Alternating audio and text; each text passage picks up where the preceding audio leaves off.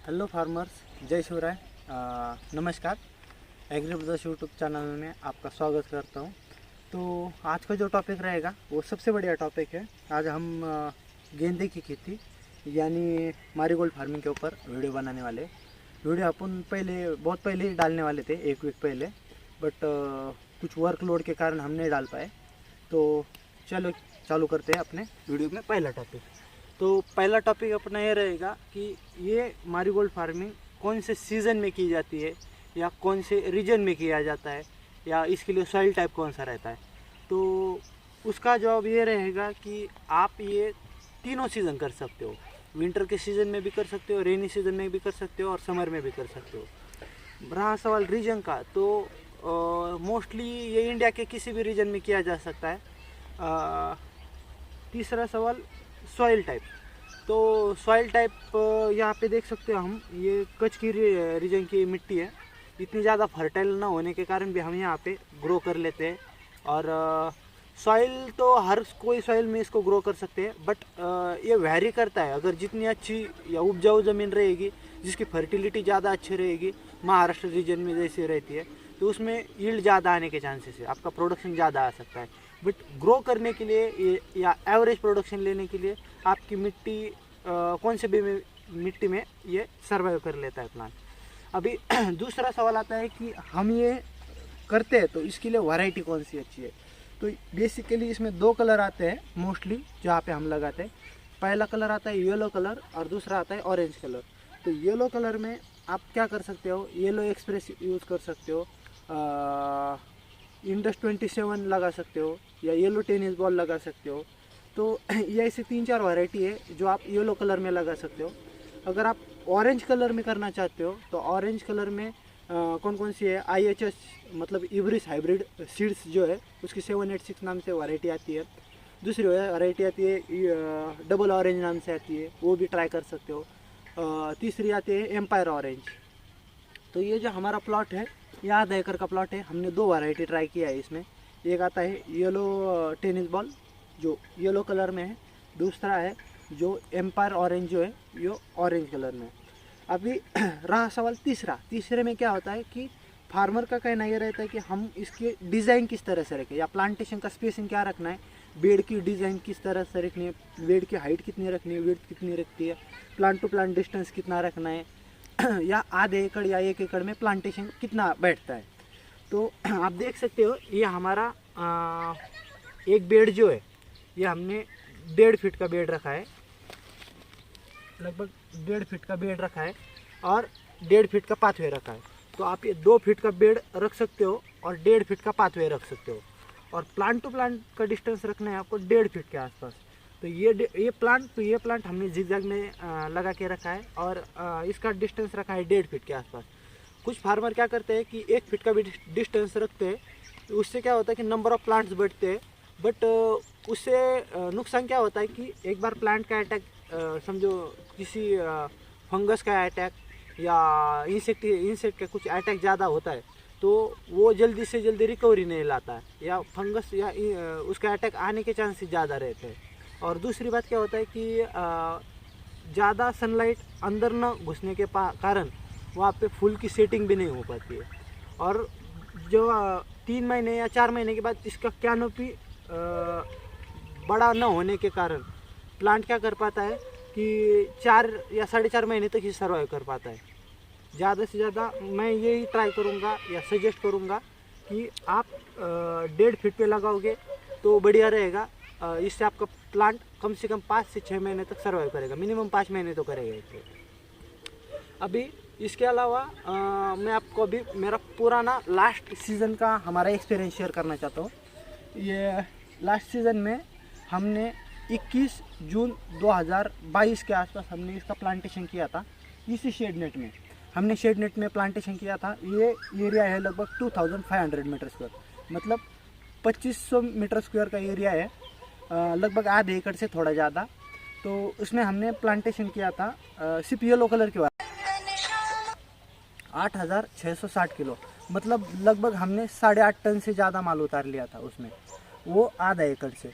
तो उससे उसका हमारा प्रोडक्शन चला था 21 जून 2022 से लगभग 28 दिसंबर तक हमारा प्रोडक्शन चला था। हमने 5.5 से 6 महीने तक प्रोडक्शन लिया था, जिसमें हमने टोटल रेवेन्यू जनरेट किया था 3,80,000 रुपये का आधे एकड़ के शेडनेट से, और उसका हमारा खर्चा हुआ था लगभग 84,000। तो आपको एक साइड में चार्ट दिखता होगा जिसमें हमने एक्सपेंस किस तरह से हमने खर्चा किया था।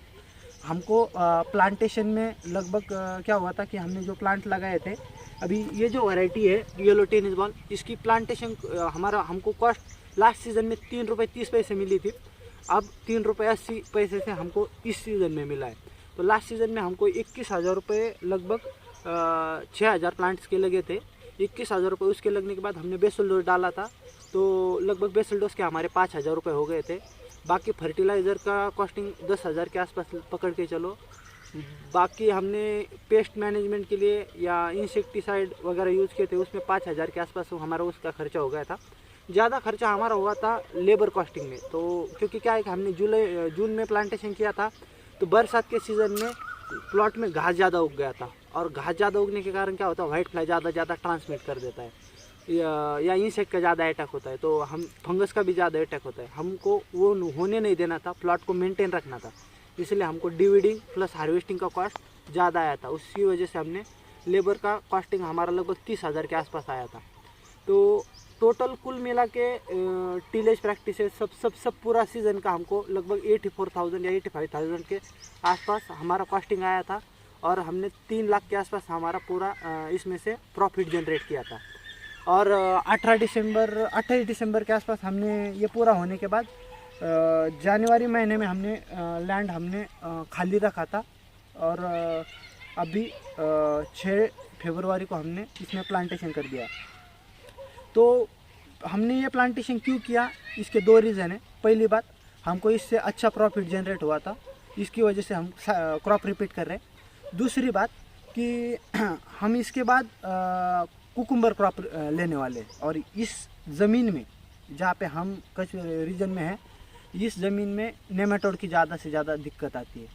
तो नेमाटोड की दिक्कत आती है, तो ये होता है कि इस प्लांट की एक खासियत है, इस प्लांट के रूट जोन में एक सब्सटेंस रिलीज होता चलता है, उसको हम अल्फा टेरथिनाइल नाम का एक सब्सटेंस है, वो ये प्लांट ज़मीन में रिलीज होते चलता है। उसकी वजह से प्लांट इस ज़मीन की सक्षमता बढ़ती है, जिसके कारण नेमाटोड नहीं आता है। तो ये मैं सजेस्ट करूँगा कि जो फार्मर पोमोग्रेनेट यानी डाडम, सिट्रस फैमिली में नींबू या अपना संतरा वगैरह जो लगाता है सिट्रस फैमिली का, या आप गोवा यानी अपना पेरू या कुकुम्बर, ऐसे 4-5 जो क्रॉप है जिसमें नेमाटोड की ज़्यादा दिक्कत आती है, या केला भी है जिसमें भी नेमाटोड की ज़्यादा दिक्कत आती है, तो ये क्रॉप जो आपको बता दिए है, ये क्रॉप करने से पहले आपको ये क्रॉप अगर ले लेते हो, मैरीगोल्ड का एक सीज़न ले लेते हो, उससे क्या होगा कि आपकी ज़मीन सुधरेगी, बल्कि ना कि सुधरेगी, इसके आपका नेमाटोड शायद कुछ हद तक कंट्रोल भी होगा। तो ये बात सिर्फ नेमाटोड की नहीं हो रही है, जो आपके सॉइल बॉर्न डिसीज जितने भी है, जिसमें दीमक का या टर्माइट बोलते हैं उसको, जिसका भी दिक्कत आता है, ये भी ये क्रॉप लगाने से आपका कंट्रोल में आ सकता है। तीसरी बात, आपका क्या होगा कि ये क्रॉप हमारा जैसे ख़त्म होता है तो हम इसमें रोटावेटर खेड़ देंगे, और ये क्रॉप जो अंदर रहेगा ये ऑर्गेनिक कंपोस्ट बोल सकते हो आप, ऑर्गेनिक वेस्ट बोल सकते हो। तो ये 6,000 प्लांट का वेस्ट इसी में पड़ेगा, तो उससे क्या होगा, ये प्लांट इसी में सड़ेगा, इसी में ये रहेगा, तो उससे क्या होगा, ज़मीन का कुछ हद तक ऑर्गेनिक कार्बन भी बढ़ने में हेल्प होगा। तो लास्ट सीज़न में हमने बेसल डोज वगैरह उसमें लगभग 84,000 का कॉस्टिंग किया था, जिसमें खर्चा हुआ था। बट इस सीज़न में क्या होगा कि बरसात का सीज़न ना होने के कारण ज़्यादा घास भी नहीं रहेगा, तो हमारा टारगेट ये रहेगा कि हम लगभग 9 टन तक भी जाते हैं या 10 टन तक भी जाते हैं, तो भी हमारा इन्वेस्टमेंट का जो कॉस्ट है लास्ट सीज़न से कम करने का है, और प्रोडक्शन ज़्यादा से ज़्यादा लेने का है। तो प्रॉफिट हम ज़्यादा ट्राई करेंगे इस सीज़न में भी, और मैं ट्राई करूँगा या सजेस्ट करूँगा फार्मर को कि आपको मिनिमम एक साइकिल तो ईयरली या 2 साल में एक साइकिल इसका लेना ही चाहिए। तो इसी के साथ अगर इसी क्रॉप में कोई पॉइंट छूट गया होगा या कोई और पॉइंट आपको जानना होगा तो बता देना। रहा सवाल इसमें IPM का, तो IPM का एक टॉपिक के ऊपर अलग वीडियो मैं बना दूंगा, या इसमें आप कमेंट सेक्शन में बता देना कि आपको इसमें क्या चाहिए, फर्टिगेशन शेड्यूल चाहिए तो फर्टिगेशन के ऊपर भी इसका वीडियो आ जाएगा।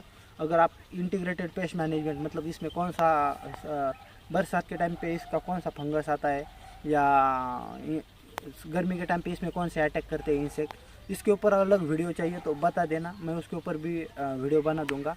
तो इसी हमारे एग्री ब्रदर्स यूट्यूब चैनल पे बने रहिए, और नेक्स्ट क्रॉप कौन सा चाहिए वो भी बता देना। मिलेंगे नेक्स्ट वीडियो में। चलो, thank you, have a good day, bye.